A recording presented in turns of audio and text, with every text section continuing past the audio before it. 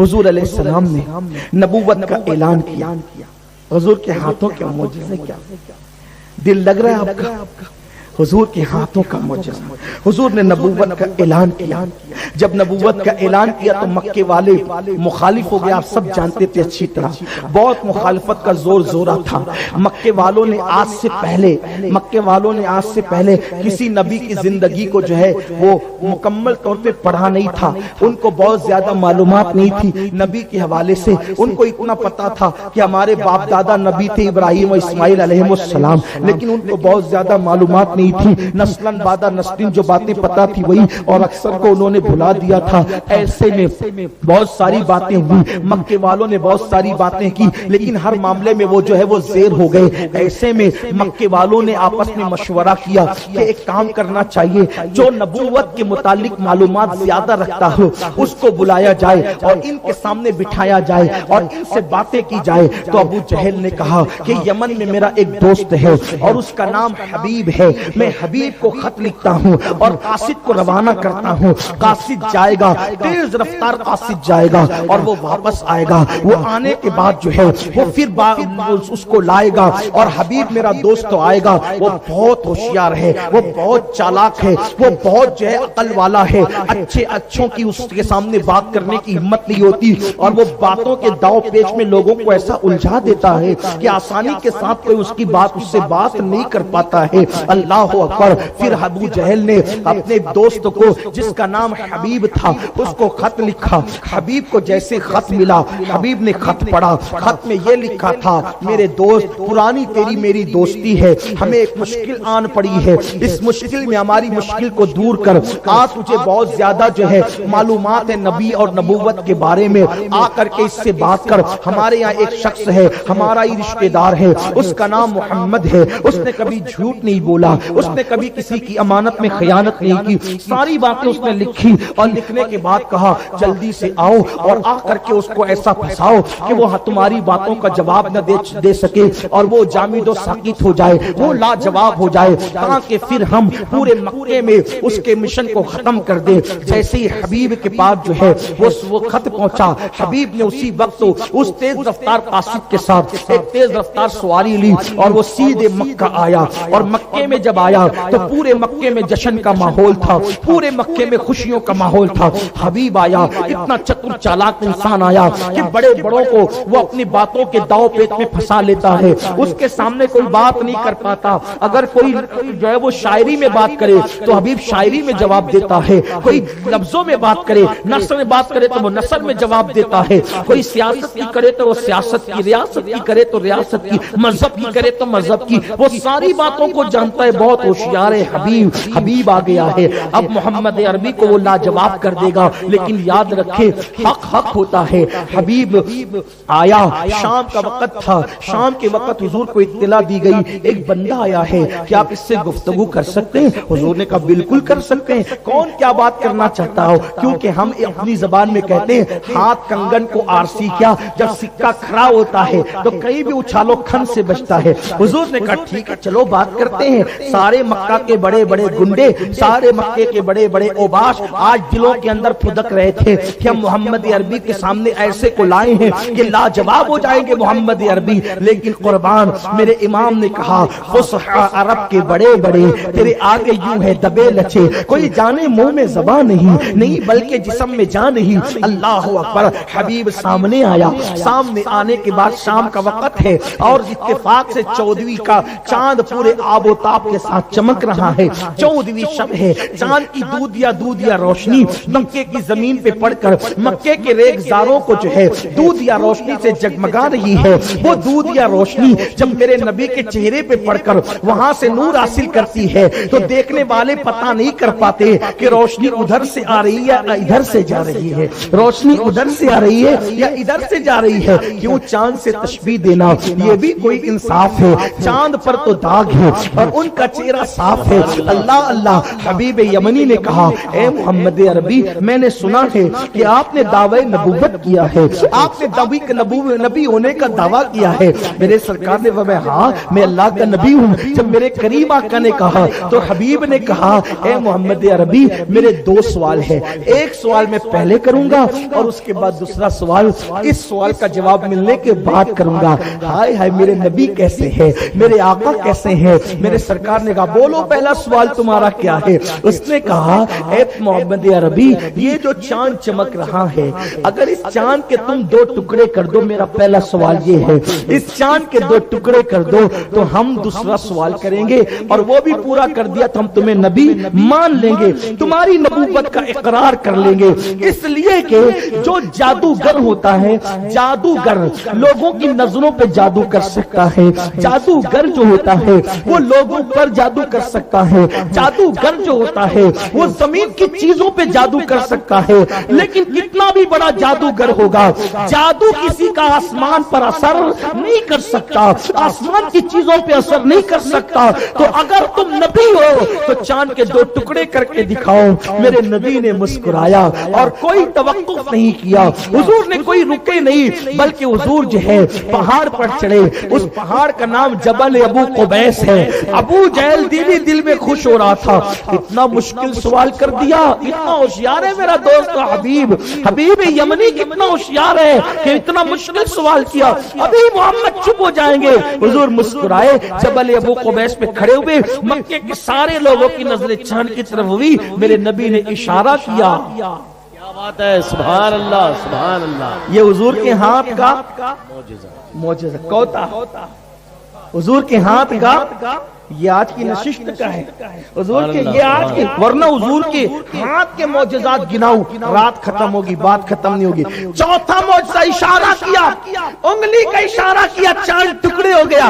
راوی کہتے ہیں چاند کا ایک حصہ جبل ابو قبیس کے ادھر دکھتا تھا، ایسا نہیں جو کیلنڈروں میں اور تصویروں میں بتایا جاتا ہے کہ بس اتنا نہیں کیا، حضور نے چاند کے دو ٹکڑے کیے، اور ایسے نہیں کہ دونوں یوں رہے اور اتنی سی لکیر بن گئی، نہیں، حضور جانتے تھے مکے والوں میں بہت سے چٹنگ باز لوگ ہیں، یہ جلدی سے مانیں گے نہیں، ٹکڑے کر کے اتنی دور کیا کہ چاند کا آدھا ٹکڑا جو ہے وہ پہاڑ کے اس طرف نظر آیا، اور چاند کا دوسرا ٹکڑا پہاڑ کے اس طرف نظر آیا، یعنی دور دور ہو گئے۔ مکے والوں کی آنکھیں پھٹی کے پھٹی رہ گئی۔ حضور نے چاند کے دو ٹکڑے کیے، باس کی تو حالت یہیں پہ خراب ہو گئی، سوچا کہ پہلا اتنا مشکل تھا، اب دوسرا اس سے مشکل نہیں ہو سکتا۔ تو لوگوں نے کہا محمد نے چاند پہ بھی جادو کر دیا۔ حضور نے فرمایا چاند پہ تم نے ابھی کہا نا کہ آسمان کی چیزوں پہ جادو نہیں ہوتا، اور اگر تم کو یوں لگتا ہے کہ میں نے چاند پہ جادو کیا یا لوگوں کی آنکھوں پہ جادو کیا، تو جو لوگ جنگل میں سفر پر ہیں وہ جب آ جائیں گے تو ان سے پوچھنا کہ چاند پہ وقت نہیں ہوا، بلکہ یہ تو حضور کا معجزہ ہے۔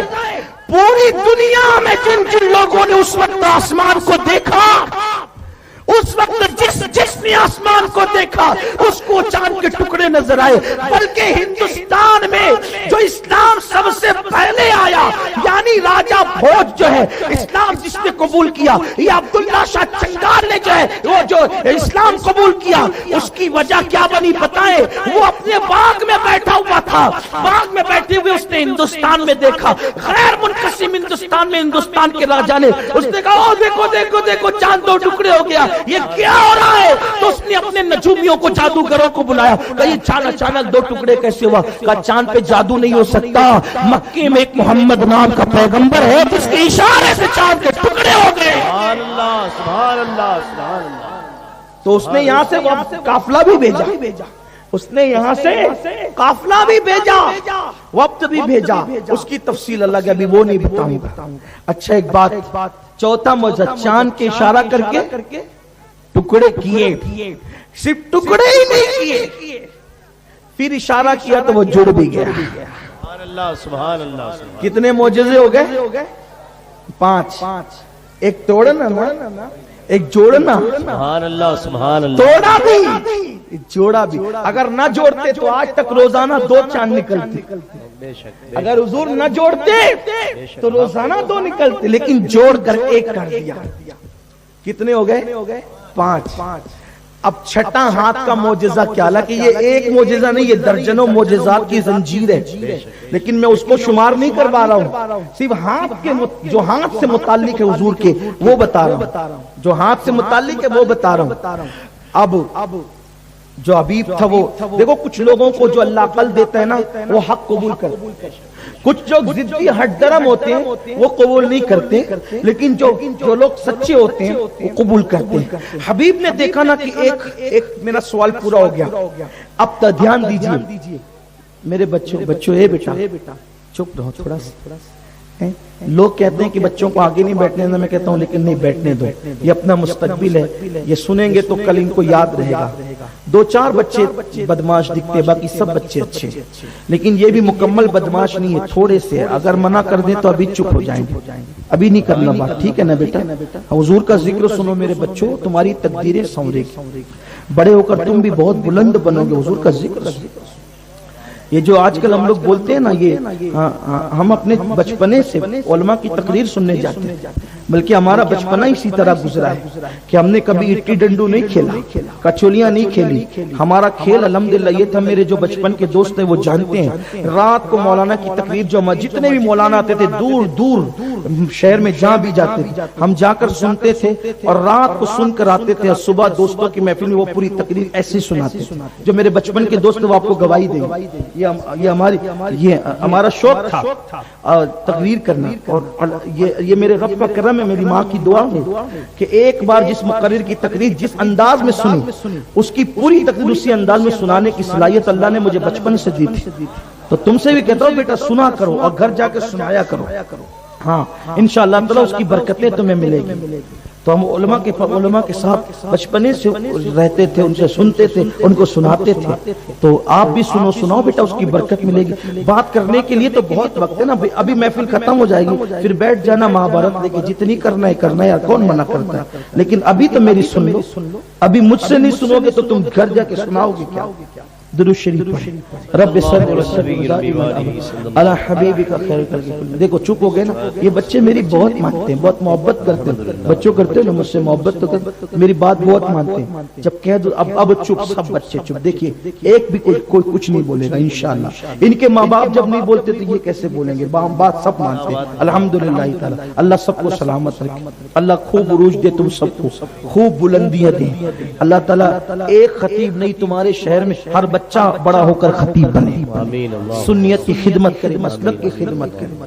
ہاں انشاءاللہ ہمارا شہر بہت بڑا ہونے والا ہے، ہمیں بہت مقرروں کی، مبلغوں کی ضرورت ہے۔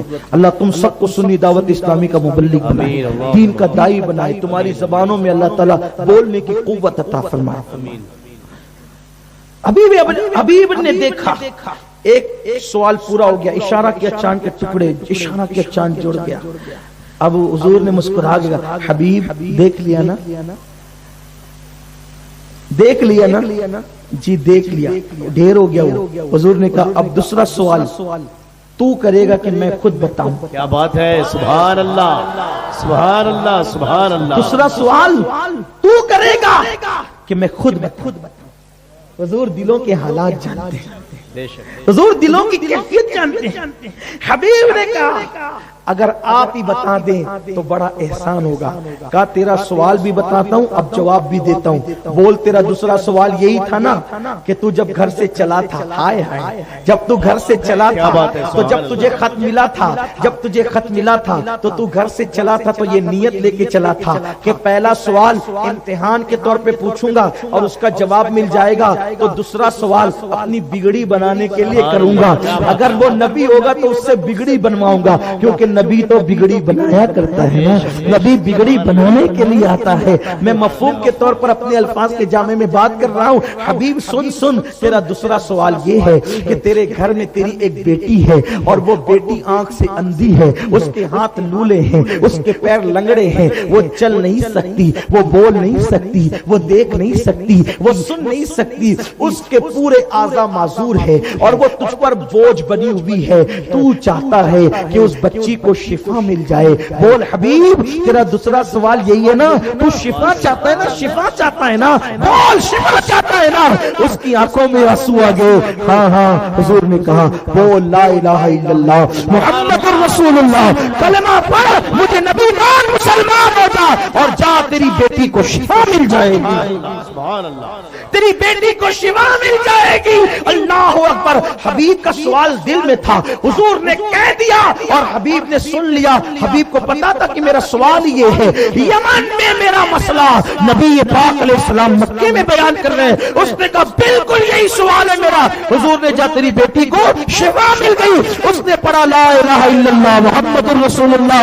ابو جہل کی اور مکے کے ان گنڈوں کی ساری سازش ناکام ہو گئی اور انہوں نے سوچا جس کو مذاق اڑانے کے لیے بلایا تھا وہ تو غلاموں میں شامل ہو گیا ہے, وہ کلمہ پڑھ کے مسلمان ہو گیا ہے. حبیب عقل مند تھا, حق مان لیا. ابو جہل بھاگا اور اس کے ساتھ جو ایمان لانے والے نہ تھے, جن کے مقدر میں کفر لکھا تھا, وہ بدماش گنڈے سب بھاگ گئے. انہوں نے سوچا ہم تو مذاق اڑانے کی بات کر رہے تھے. اب حبیب سے حضور نے کہا جا, اب جلدی جا, گھر جا اور دیکھ خوشخبری. اب جیسے حبیب تیز رفتاری سواری سے گئے نا, کہہ جانے کے بعد دروازے پہ دستک دی, رات کو پہنچے, دستک دی تو دروازہ کھلا.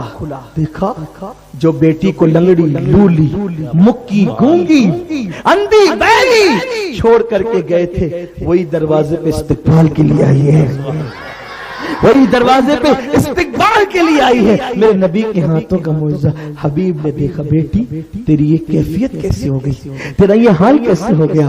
حبیب کی بیٹی نے کہا ابا جان آپ جب مکے گئے تھے نا تو ایک رات ایسا ہوا تھا, میں پڑی تھی, سوتی پڑی تھی, ایسے میں ایک نورانی چہرے والا, کالی کالی زلفوں والا, مستانی اکھیوں والا, جس کے وجود ناز سے خوشبو کی لپیٹیں اٹھ رہی تھی, وہ آیا اور میرے بستر پہ کھڑا ہو گیا. اس کے آنے سے میرا کمرہ معطر ہو گیا, میرا کمرہ روشنی سے منور ہو گیا, اور آ کر کے کہتا ہے بیٹی میں وہاں تیرے باپ کو کلمہ پڑھا رہا ہوں, تو یہاں کلمہ پڑھ لے اور تیری بیماری دور ہو جائے گی. وہ آیا اور اس نے اپنا ہاتھ میرے جسم پر لگایا.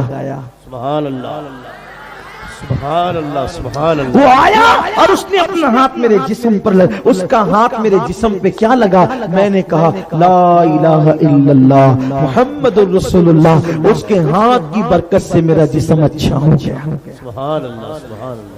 میں تیرے باپ کو مکے میں کلمہ پڑھا کے اسلام عطا کر رہا ہوں, تو یہاں کلمہ پڑھ کے مسلمان ہو. ابا جان میں نے کلمہ پڑھا اس کا تو مسلمان ہو گئی, تو میرا جسم اچھا ہو گیا. حضور علیہ السلام کے ہاتھوں کا معجزہ یہ ہے. یہ حضور کے کل ہاتھ کے 6 معجزے ہو گئے. کتنے ہو گئے؟ 6 معجزے ہو گئے. لیکن یہ 6 پر بات مکمل نہیں ہوتی, اور بھی حضور کے ہاتھوں کے. اب بتائیں جب ہاتھوں کے 6 معجزے ہم نے آج سنے, ہزاروں پڑھ سکتے ہیں, بے شک, بے شک, بے شک. اگر وقت رہا انشاءاللہ کسی موقع پہ تو آپ سنیں گے. دیکھو یہ حضور کے ہاتھوں کے معجزے. حضور کے ہاتھ تو اپنی طرح بظاہر ہیں, لیکن حضور علیہ بلکہ ظاہر میں بھی اپنی طرح نہیں ہیں, کیونکہ ان کے ہاتھ بہت خوبصورت تھے, بہت خوبصورت تھے. امام علیہ سنت تو کہتے ہیں ہاتھ جسم تو اٹھا غنی کر دیا, موج بیر سماحت پہ لاکھوں سلام. اگر وقت ختم ہو گیا, ٹائم ہو گیا ہے, انشاءاللہ پھر کسی موقع سے بات کریں گے. تو اپنے نبی سے اپنے رشتے کو مضبوط کرو. اللہ مجھے آپ سب کو توفیق دے. گفتگو کے درمیان کوئی غلطی ہو تو اللہ معاف فرمائے. السلام علیکم ورحمۃ اللہ وبرکاتہ. لائک کریں, اس کے بعد سبسکرائب کریں اور بیل آئیکن کو دبائیں تاکہ ہمارے ویڈیوز آپ تک سب سے پہلے پہنچیں.